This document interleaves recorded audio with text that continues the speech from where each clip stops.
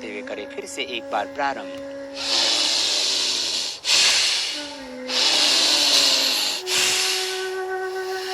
मेरा प्राणमय कोश परिपुष्ट हो रहा है, सबल हो रहा है, ऊर्जावान हो रहा है। प्राण अपान व्यान उदान और समान ये पंचविध प्राण परिपुष्ट हो रहे हैं, सबल हो रहे हैं। मेरा बॉडी का जो ऑरा सिस्टम है वो स्ट्रांग हो रहा है। मेरा देह है ज्योतिर्मय तेजोमय आभामय हो रहा है।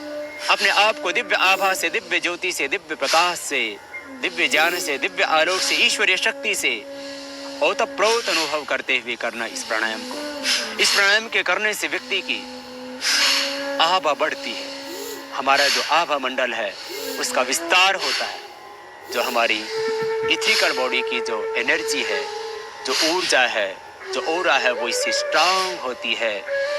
भस्त्रिका प्राणायाम से विश्राम रुक जाए, पुनः विश्राम करें। इस तरह से दिव्यता, शक्ति, ऊर्जा और पवित्रता का आधान करते हुए प्रतिदिन 2 मिनट ये भस्त्रिका प्राणायाम करना। 2 मिनट अवश्य ही सभी व्यक्तियों को ये भस्त्रिका प्राणायाम करना चाहिए। फिर आप यदि अधिक अभ्यास करना चाहते हैं तो अधिकतम 5 मिनट करें, इससे ज्यादा न करना।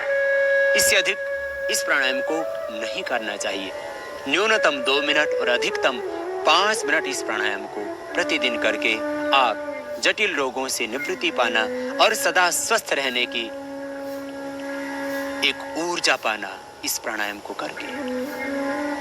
क्योंकि प्राणायाम केवल रोगी व्यक्तियों के लिए नहीं, जो व्यक्ति प्राणायाम करते हैं वे जीवन में कभी रोगी होते ही नहीं। इसलिए रोगी और निरोगी सभी को ये भस्त्रिका प्राणायाम 2 मिनट अवश्य ही करना चाहिए।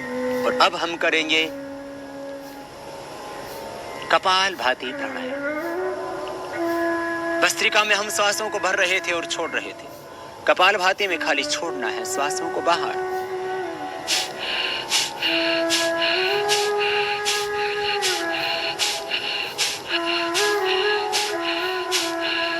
श्वासों को बाहर छोड़ रहे हैं। और जब श्वासों को बाहर छोड़ते हैं तो उदर का आकुंचन होता है सहज, पेट जाता है अपने आप अंदर। प्रयत्न पूर्वक श्वासों को बाहर छोड़ना, पेट अपने आप जाएगा अंदर। जैसे वॉमिटिंग होता है तो कैसे आपका पेट अंदर खिंच जाता है। जैसे आप नाक साफ करते हैं तो कैसे पेट खिंचता है। सांस को बाहर ही धक्का देना पूरे प्रयत्न से, पूरी शक्ति से। एक ही विचार, एक ही संकल्प कि मैं श्वास को बस बाहर छोड़ रहा हूं। और जैसे आप श्वास को बाहर छोड़ते हैं तो पेट अपने आप जाता है अंदर। होता है कपालभाति प्राणायाम।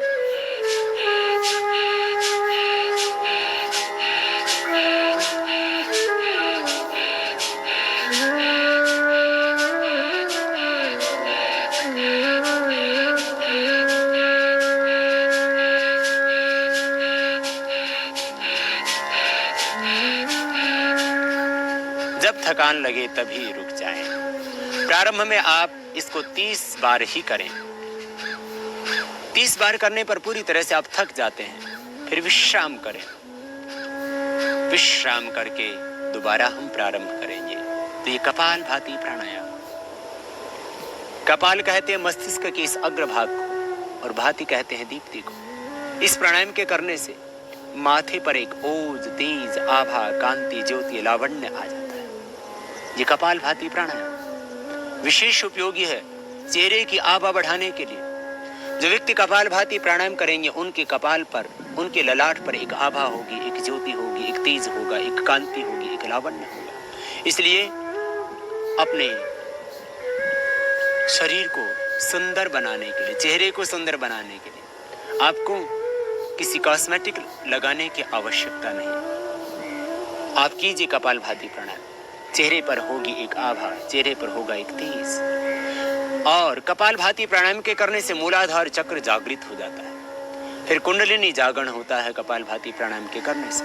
कपालभाति प्राणायाम करते वक्त मूलाधार चक्र में ध्यान करें तो फिर सहज ही कुंडलिनी शक्ति जागृत हो जाती है। हम ऊर्ध्वरेता बन जाते हैं, शक्तियों का ऊर्ध्व रूपांतरण हो जाता है। फिर से करेंगे प्रारंभ कपालभाति प्राणायाम का।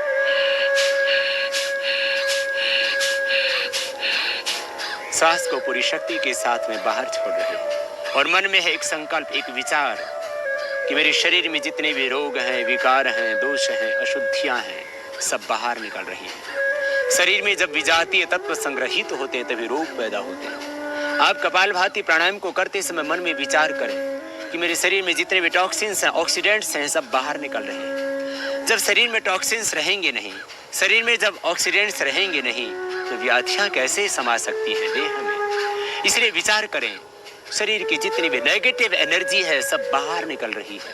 रोग विकार दोष बाहर निकल रहे हैं। चित्त में भी जो जन्म जन्मांतरों के अशुभ विचार थे, संस्कार थे, वे सब बाहर निकल रहे हैं। कॉन्शियस, अनकॉन्शियस और सब कॉन्शियस माइंड में जो भी अशुभ था सब बाहर निकल रहा है। जब थक जाएं तभी रुक जाएं, अपनी शक्ति का अतिक्रमण न करें, फिर से विश्राम करें बीच में एक बार। जिनको हार्ट की प्रॉब्लम हो, जिनको हाई ब्लड प्रेशर हो, उच्च रक्तचाप के रोगियों को और हृदय रोगियों को मध्यम गति से इस प्रकार से करना चाहिए ये प्राणायाम।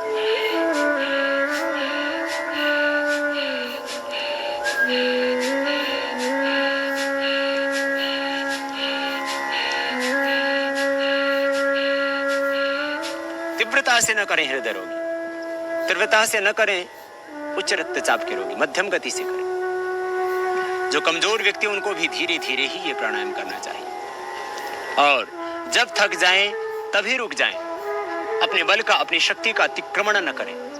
यदि मोटापा घटाना है तो इस प्राणायाम को 5 से 10 मिनट कीजिए, धीरे धीरे अभ्यास बढ़ाना। पहले दिन 1 मिनट ही करना, फिर धीरे धीरे 2 मिनट, 3 मिनट, 4 मिनट, 5 मिनट, अधिकतम 10 मिनट करना इस प्राणायाम। न्यूनतम समय है, मिनिमम टाइम है इसका 5 मिनट और मैक्सिमम टाइम है इसका 10 मिनट्स। इसलिए इस प्राणायाम को जो व्यक्ति मोटापा घटाना चाहते हैं, जो व्यक्ति पेट को सदा स्वस्थ रखना चाहते हैं, जो कब्ज से छुटकारा पाना चाहते हैं, जो गैस्ट्रिक और एसिडिटी से छुटकारा पाना चाहते हैं, जो सिरोसिस ऑफ लिवर की प्रॉब्लम से छुटकारा पाना चाहते हैं, जो हेपेटाइटिस बी को मिटाना चाहते हैं, इस प्राणायाम को अवश्य ही 5 से 10 मिनट धीरे धीरे बढ़ाना अभ्यास। यह प्राणायाम प्रोस्टेट की प्रॉब्लम को पूरी तरह से मिटा देता है। कपालभाति प्राणायाम के करने से यूट्रस की गांठें भी डिसॉल्व हो जाती हैं। बहुत अद्भुत है ये प्राणायाम। इसलिए मैं कहा करता हूं, धरती की संजीवनी है कपालभाति प्राणायाम। जो व्यक्ति स्वस्थ रहना चाहते हो और जो व्यक्ति जटिल रोगों से छुटकारा पाना चाहते हैं, कोई भी रोग हो, धरती का कोई भी रोग ऐसा नहीं है जो कपालभाति से ठीक न होता हो। कपालभाति प्राणायाम को करते समय मूलाधार चक्र में ध्यान करना, तो फिर आप पाएंगे कुंडलिनी जागरण का आनंद। मूलाधार चक्र से ज्योति एक आभा, एक प्रकाश पुंज ऊपर उठता हुआ स्वादिष्ठान, मणिपुर, हृदय, अनाहत, विशुद्धि, आज्ञान चक्र का शोधन करता हुआ सहस्रार चक्र तक पहुंचे। वो प्रकाश, वो आभा जो ज्योति ऊपर की ओर बढ़ी थी, वो सहस्रार चक्र तक आएगी। सभी चक्रों का शोधन होगा। इसलिए चक्रों के शोधन के लिए, डायबिटीज के रोग के लिए, मोटापे से छुटकारा पाने के लिए, पेट की समस्त समस्याओं को मिटाने के लिए, कोलेस्ट्रॉल और ट्राइग्लिसराइड को कम करने के लिए बहुत ही अद्भुत है ये कपालभाति प्राणायाम। डायबिटीज के लिए, मोटापे के लिए, एलर्जिक प्रॉब्लम्स के लिए, अस्थमा के लिए, साइनोसाइटिस की प्रॉब्लम के लिए, एलर्जी के लिए, जिनको सपोर्ट करके छींक आते हैं उनके लिए, और जिनको स्नोरिंग की प्रॉब्लम है, जिनको खराटे आते हैं, उनके लिए भी बहुत जरूरी है प्राणायाम। जिन बच्चों का मन नहीं लगता पढ़ाई में, वे बच्चे इस प्राणायाम को करेंगे तो उनका मन इतना एकाग्र हो जाएगा कि फिर पढ़ाई में अपने आप लगेगा। मन की एकाग्रता के लिए बहुत जरूरी है कपालभाति प्राणायाम। कंसंट्रेशन पावर बढ़ती है कपालभाति प्राणायाम से। फिर से करेंगे इस प्राणायाम का।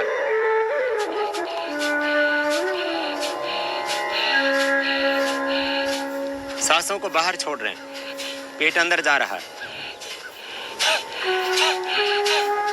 सांसों को बाहर छोड़ते हुए करना, यूं नहीं करना, ये गलत हो जाएगा। सांसों को बाहर छोड़ना, तब अपने आप होगा सहज। कंपवात जैसे रोग से भी छुटकारा मिलता है इस प्राणायाम से। समस्त वात व्याधि परीक्षण होती है। वात पित्त और कफ तीनों दोषों का बैलेंस हो जाता है। समदोषः समग्री समधातु मृत्युः प्रसन्न आत्मा इंद्रिय मनः स्वस्थ पूर्ण स्वस्थता पाते हैं इस कपालभाति प्राणायाम के द्वारा।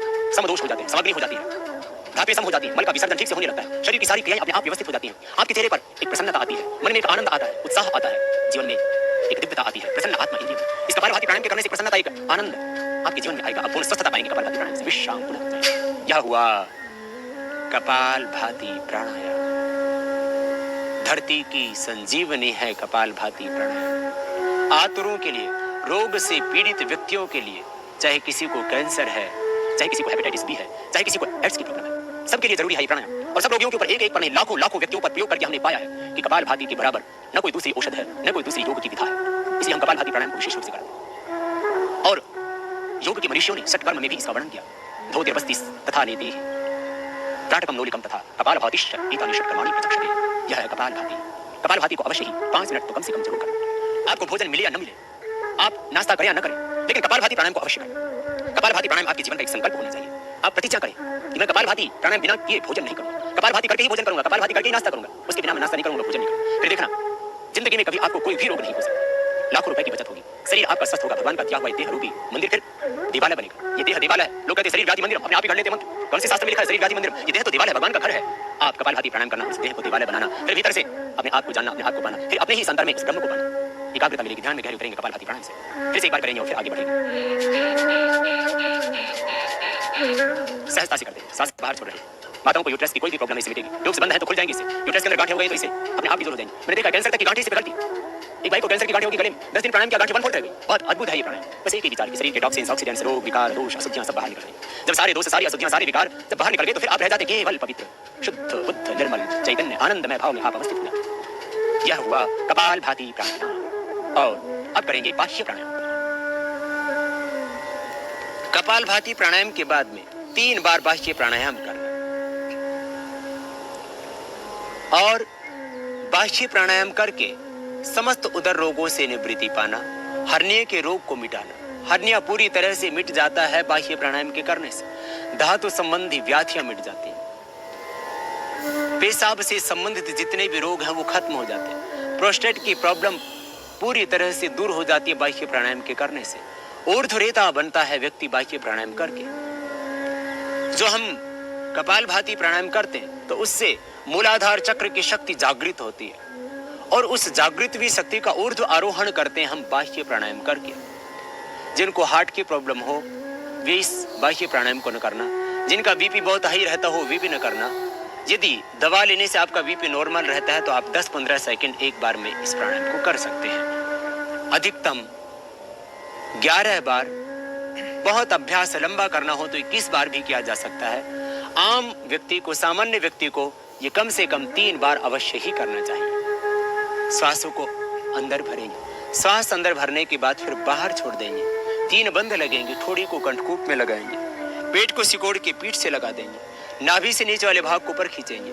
ठोड़ी को कंठकूप में लगाना जालंधर बंध कहलाता है। पेट को सिकोड़ के पीठ से लगा देना उड्डयन बंध कहलाता है। और नाभि से नीचे वाले भाग को ऊपर खींच के रखना ये मूल बंध कहलाता है। श्वास को बाहर छोड़ने के बाद में, रेचक करने के बाद में ये 3 बंध लगेंगे। योग में श्वास को अंदर भरना पूरक कहलाता है, बाहर छोड़ना रेचक कहलाता है। बाहर का बाहरी रोक देना बाह्य कुंभक कहलाता है और अंदर भर के अंदर रोक देना ये आभ्यंतर कुंभक कहलाता है। बाह्य प्राणायाम करते हुए हम रेचक करेंगे और बाहर ही रोक देंगे श्वास को और 3 बंध लगाएंगे। फिर जालंधर बंध को हटाते हुए श्वास को अंदर भरेंगे और 3 बंधों को छोड़ देंगे। फिर से श्वास बाहर निकालेंगे और 3 बंध लगाएंगे। इस प्रकार से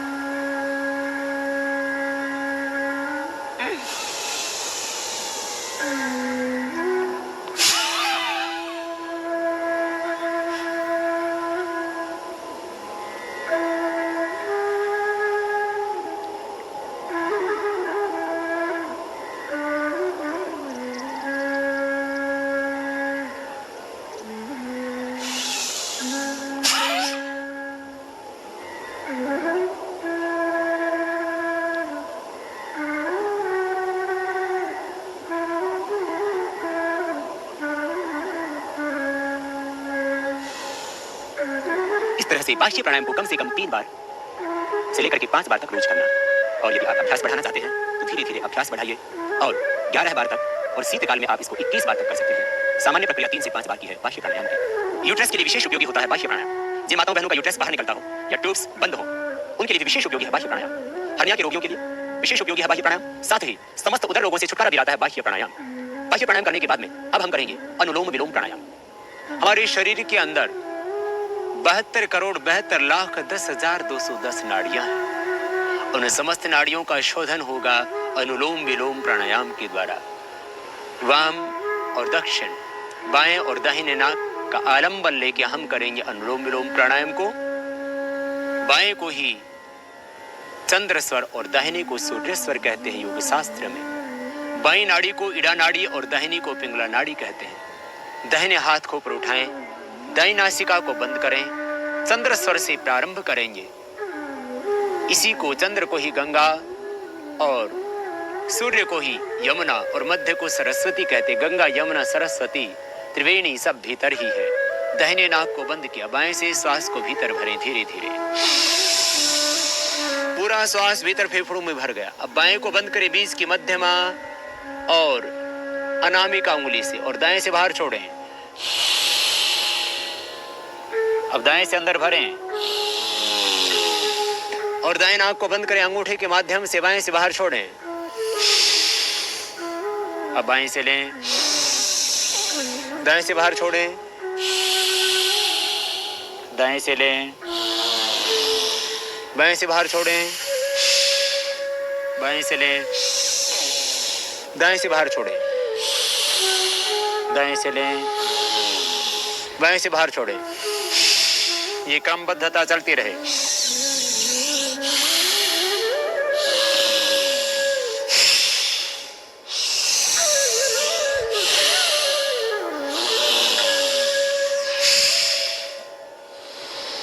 फेफड़ों में ही पूरा श्वास अंदर भरे, भरते रहें गहरा श्वास भीतर। पेट में न भरे, फेफड़े फूलने चाहिए, क्योंकि कोई भी ऐसा ऑर्गन आपके पेट में नहीं है जो ऑक्सीजन को एब्जॉर्ब करता हो। एब्जॉर्ब करते हैं ऑक्सीजन को आपके फेफड़े, इसलिए फेफड़ों में भरना गहरा और छोड़ना भी पूरा लंबा, भरना भी पूरा लंबा।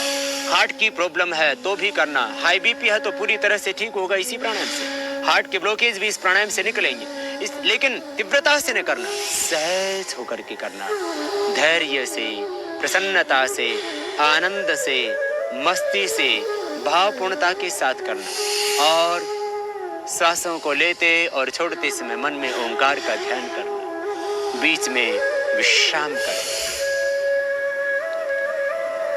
कुंडली जागृत होती अनुलोम विलोम प्राणायाम से। प्राणायाम को करते समय मन में भाव करें, विचार करें, संकल्प करें कि मेरे सभी चक्र जागृत हो रहे हैं, भीतर प्राण की ऊर्जा उद्बुद्ध हो रही है। मन में एक संकल्प निरंतर चलता रहे। मन प्राण आत्मा सब कुछ ज्योतिर्मय तेजोमय हिरण्यमय हो रहा है। अष्टचक्र नवद्वारा देवानाम परयुध्या तस्याम हिरण्यकोशः स्वर्गो ज्योतिषापितः। भगवान अथर्ववेद में कह रहे हैं ये देह अष्टचक्रों 9 द्वारों से युक्त देवों की नगरी पूरी अयोध्या है। इसी के अंदर एक अमृत से भरा हुआ अथाह भंडार है। आओ हम पाएं उस अमृत के खजाने को अनुलोम विलोम प्राणायाम करते वक्त। फिर से लगाएं दाहिनी नासिका के ऊपर दाएं हाथ के अंगूठे को और बाएं से श्वास को भीतर भरें और बाएं को बंद करके फिर दाएं से बाहर छोड़ दें। फिर दाएं से भरें, बाएं से बाहर छोड़ दें।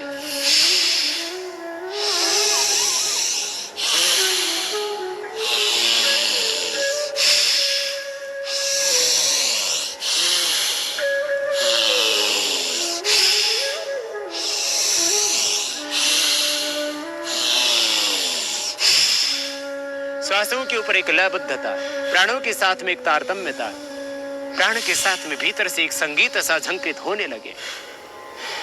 सहज होकर के प्राण के साथ में तन में होकर के करना ये प्राणायाम और मन में विचार करना। इस ब्रह्मांड से ईश्वर ऊर्जा का वर्षण हो रहा है। चारों ओर से ईश्वर का आनंद, ईश्वर की करुणा, ईश्वर की ज्योति, ईश्वरी दिव्य ज्ञान का वर्षण हो रहा है। दिव्य ज्ञान की संप्रेषणाएं हो रही है। चारों ओर से ईश्वरी आनंद को, ईश्वरी शांति को, ईश्वरी ज्योति को, ईश्वरी शक्ति को अनुभव करना। शन्नो देवीरभिष्टय आपो भवन्तु पीतये संयोगो अभिश्रवन्। हे प्रभु, आपका आनंद चारों ओर से बरस रहा है। शक्तिपात की दीक्षा में दीक्षित होंगे आप अनुलोम विलोम प्राणायाम करते हुए। विचार करना, भाव रखना, संकल्प रखना ब्राह्मी शक्ति के साथ में जुड़ करके कि मैं ईश्वरीय आनंद पा रहा हूं, ईश्वरीय शक्ति पा रहा हूं, ईश्वरीय ज्ञान का वर्षण हो रहा है, ऐसा विचार करना। विश्राम, सहज होकर के श्वासों पर मन को केंद्रित करके बीच में विश्राम करना। यह अनुलोम विलोम प्राणायाम समस्त वात रोगों से, समस्त कफ रोगों से, समस्त पित्त रोगों से छुटकारा दिलाता है। इसलिए यदि आपको अर्थराइटिस है, रोमेटॉइड अर्थराइटिस है, ऑस्टियोआर्थराइटिस है, कार्टिलेज आपके घिस गए, लिगामेंट्स आपके टेढ़े हो गए, साइनोवियल फ्लूइड आपका जो लिक्विड होता है जोड़ों के अंदर वो कम हो गया, तो ये प्राणायाम करना। इस प्राणायाम के करने से आपका साइनोवियल फ्लूइड जो लिक्विड होता है जोड़ों के अंदर वो अपने आप नियमित मात्रा में आ जाएगा। लिक्विड जो कम हो गया था वो बनने लगेगा, कार्टिलेज जो घिस गए थे दोबारा से बनने लगेंगे, लिगामेंट्स जो टेढ़े हो गए थे वो ठीक हो जाएंगे, हाथों की अंगुलियां जो आपकी विकृत हो गई थी दोबारा से ठीक हो जाएंगी। अर्थराइटिस है तो ये अनुलोम विलोम प्राणायाम करना, कपालभाति और भस्त्रिका भी करना, लेकिन अनुलोम विलोम विशेष लाभप्रद होगा। वेरिकोज वेन्स की प्रॉब्लम है तो भी ये अनुलोम विलोम प्राणायाम करना, वेरिकोज वेन्स की प्रॉब्लम खत्म हो जाएगी। हार्ट के अंदर ब्लॉकेज है तो अनुलोम विलोम प्राणायाम करना। 70-80% ही नहीं, 100% तक जिनको ब्लॉकेज थे उनको ठीक किया हमने अनुलोम विलोम और भ्रामरी आदि प्राणायाम करवा करके। इसलिए हार्ट के ब्लॉकेज के लिए, कोलेस्ट्रॉल को कम करने के लिए, ट्राइग्लिसराइड को कम करने के लिए, इस्नोफिल्स को कम करने के लिए, जितने भी प्रकार की शरीर में टॉक्सिसिटी बढ़ी हुई होती है, ऑक्सीडेंट्स बढ़े हुए होते हैं, उनको नियमित करने के लिए जरूरी होता है अनुलोम विलोम प्राणायाम। इसलिए नियमित रूप से इसको करना और पाना हृदय रोगों से छुटकारा, पाना कोलेस्ट्रॉल से मुक्ति, पाना ट्राइग्लिसराइड से मुक्ति। अपने आप नियमित हो जाएंगे आपके ट्राइग्लिसराइड्स और कोलेस्ट्रॉल। उच्च रक्तचाप हमेशा के लिए फिर सामान्य हो जाएगा। उच्च रक्तचाप का स्थायी उपचार है अनुलोम विलोम प्राणायाम। फिर से करेंगे इसी प्राणायाम को प्रारंभ।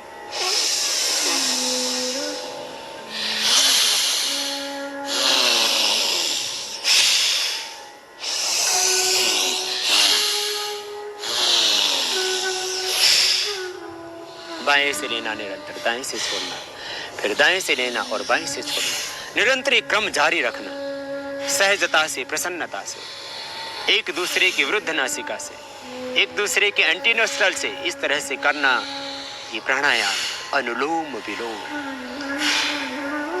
और पाना फिर समस्त रोगों से छुटकारा। स्नायु तंत्र परिपुष्ट होगा, स्वस्थ होगा, पार्किंसन का रोग मिटेगा इस अनुलोम विलोम प्राणायाम से, और कंपवात से हमेशा के लिए छुटकारा मिलेगा। डिप्रेशन मिटेगा। डिप्रेशन का एकमात्र यदि कोई समाधान है तो वह है प्राणायाम। अनुलोम विलोम प्राणायाम कीजिए, डिप्रेशन से छुटकारा मिलेगा। माइग्रेन पेन आपका सदा के लिए ठीक हो जाएगा। मस्तिष्क के स्नायु के अंदर आए हुए ब्लॉकेज दूर हो जाएंगे। इसलिए मैं कहता हूं इससे पैरालिसिस ठीक होता है, कंपवात ठीक होता है। मस्तिष्क संबंधी जितने भी व्याधियां हैं, हृदय संबंधी जितने भी व्याधियां हैं, अस्थमा की problem, sinus, sinusitis, allergy problem, छींके आना, स्नोरिंग की प्रॉब्लम, सबसे छुटकारा मिलेगा अनुलोम विलोम प्राणायाम से। बीच में विश्राम करते रहे और विश्राम करके श्वासों पर ध्यान दें। हर एक श्वास के साथ में ओंकार का ध्यान करते हुए अनुलोम विलोम करना चाहिए। तो ध्यानात्मक दृष्टि से भी विशेष उपयोगी होगा अनुलोम विलोम प्राणायाम। ओम ओम का जप, ओम ओम का ध्यान सांसों के साथ हो।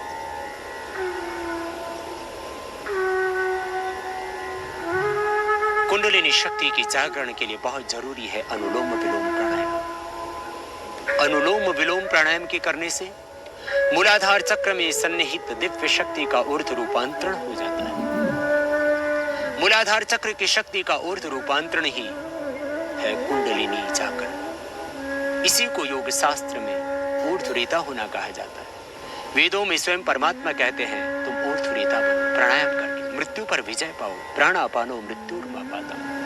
आओ हम प्राण के ऊपर संयम करके मृत्यु पर भी विजय पाना सीखें। निर्विचार वैशारद्य अध्यात्म प्रसाद महर्षि पतंजलि कहते हैं, अनुलोम विलोम प्राणायाम करते हुए आप निर्विचार स्थिति में पहुंच जाते हो और निर्विचार स्थिति में पहुंच करके भगवान की करुणा, भगवान का आनंद, भगवान का दिव्य ज्ञान आपको मिलता है। ईश्वरी करुणा बरसती है, फिर ईश्वरी शक्ति बरसती है। इसी को शक्तिपात कहते हैं। कुंडलिनी जागरण और शक्तिपात के लिए इसलिए जरूरी है कम से कम 10 मिनट ही प्राणायाम प्रतिदिन करना।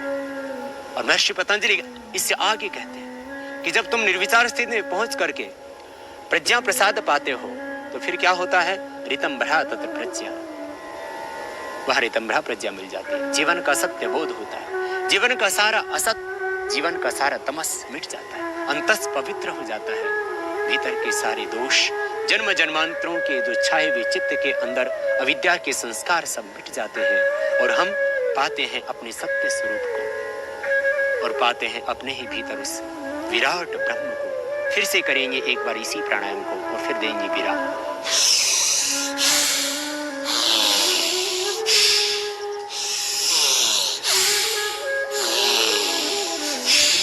विश्राम।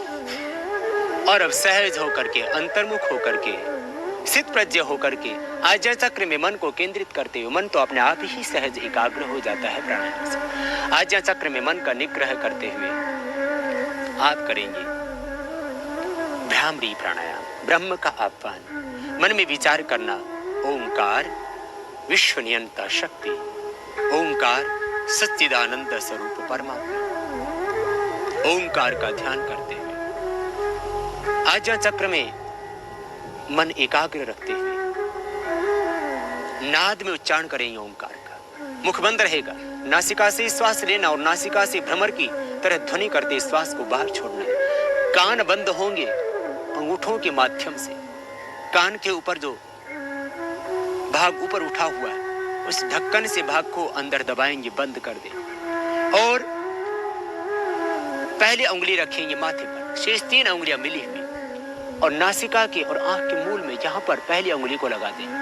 बीच वाली उंगली जो है उसको इस तरह से लगाएं। 3 उंगलियां मिली हुई, इनमें से जो पहली उंगली है उसको आंख और नाक का यहाँ पर जो मूल भाग है यहाँ पर हल्का सा लगा करके दबाइए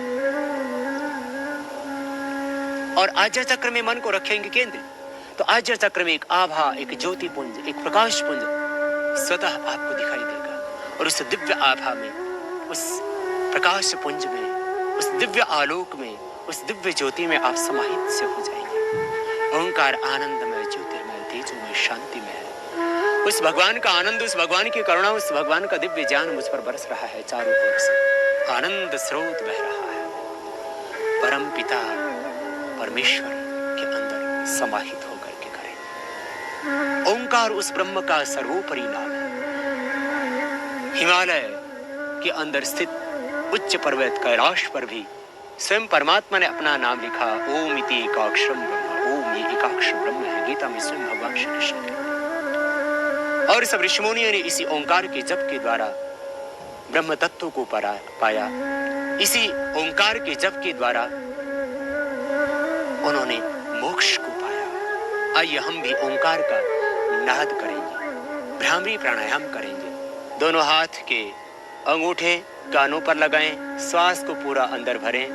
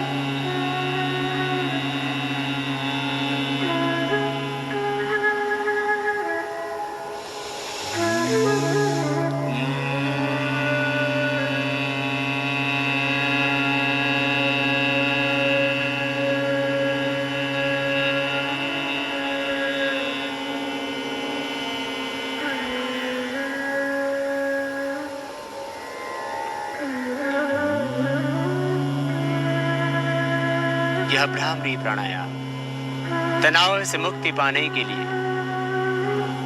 हर तरफ व्यक्ति को तनाव है, चिंता है, भय है, आशंकाएं हैं, अविश्वास है। तनाव 3 ही कारणों से मुख्य रूप से होता है। व्यक्ति को अपने शरीर की व्याधियों से तनाव हो जाता है, स्वयं के कारण से तनाव, अथवा अपने संबंधियों के कारण से तनाव, या अपने व्यापार से तनाव। किसी भी तरह का तनाव है, आप ओंकार का नाद में इस तरह से भ्रमर की तरह ध्वनि करते हुए भ्रामरी प्राणायाम कीजिए, तनाव से पूरी मुक्ति मिलेगी। फिर आपको हाइपरटेंशन भी नहीं होगा। उच्च रक्तचाप के रोगों को यदि आप स्थायी रूप से ठीक करना चाहते हो तो भ्रामरी प्राणायाम करना, और यदि आप चाहते हो हृदय रोगों से बचना तो भी भ्रामरी प्राणायाम करना। उच्च रक्तचाप के लिए, हृदय रोग के लिए, हार्ट के अंदर ब्लॉकेज को दूर करने के लिए बहुत ही उपयोगी है यह भ्रामरी प्राणायाम।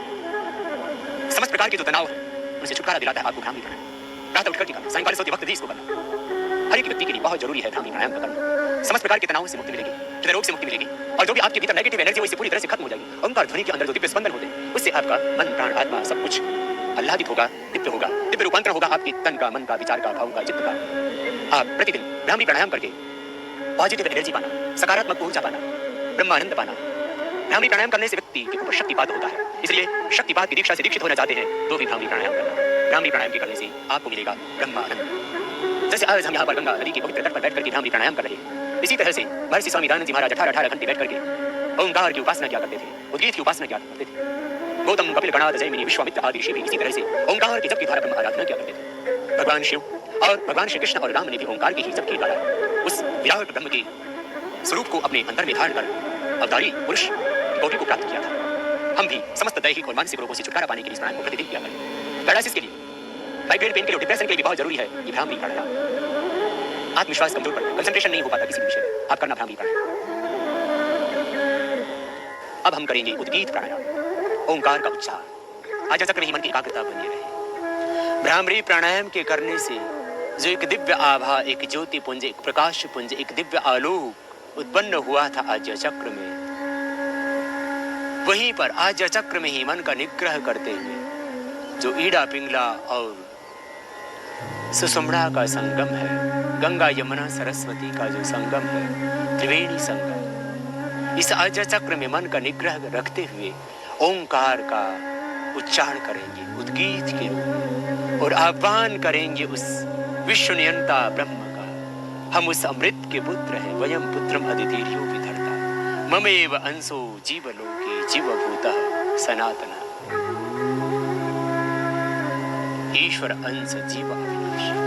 आओ उस ब्रह्म के अंश अपने आप को अनुभव करते हुए उस महान पिता के पुत्र होने का गौरव और स्वाभिमान, आनंद अपने हृदय में रखते हुए ओंकार के साथ में तन्मय हो जाए, भावपूर्णता के साथ में। भीतर एक श्रद्धा, एक तड़प, एक लगन, एक समर्पण गहरा, एक विरह का भाव कि हे प्रभु, भोगों की अग्नि में तपते हुए न जाने कितने जन्म, कितने जीवन बीत चुके, अब प्रभु मुझे योगाग्नि में तपाओ, अब प्रभु अपने शरण में ले लो, अब मुझे और दुखी न करो प्रभु, अब तो मोक्ष दे दो, अब तो अपना आनंद दे दो, अब तो अपनी अमृतमयी गोद में प्रभु मुझे अवस्थित कर लो। अपने आप को ब्रह्मानंद में अनुभव करते हुए, ये मानते हुए कि मुझ परमात्मा की आनंदमय गोद में बैठा, चारों ओर से मुझ ब्रह्म से पूरित हो। ब्रह्मयुतम अमृतम पुरस्तात्, ब्रह्म पश्चात् ब्रह्म दक्षिणतश्च उत्तरेण, अधश्च ऊर्ध्वं च प्रसृतं ब्रह्म इदं विश्वं कृष्ण। आओ उस ब्रह्म के साथ में तदाकार होकर के बाहर, भीतर, दाएं, बाएं, ऊपर, नीचे उसी ब्रह्म की शक्ति और सत्ता का अनुभव करके ओंकार का जाप करें, सांस को गहरा भरते हुए, और पाएं समस्त दैहिक और मानसिक रोगों से छुटकारा, और जोड़ें अपनी चेतना को वैश्विक चेतना से, आत्मा को विश्वात्मा से, अपने आप को जाने और अपने ही भीतर विद्यमान उस ब्रह्म को पहचाने। आत्म साक्षात्कार और ब्रह्म साक्षात्कार की राह है यह ओंकार का जाप। सांस को भीतर गहरा भरेंगे और फिर ओंकार का उच्चारण करेंगे उद्गीत के रूप में। 3 मात्राएं होंगी ओंकार की और अर्ध मात्रा होगी मकार की।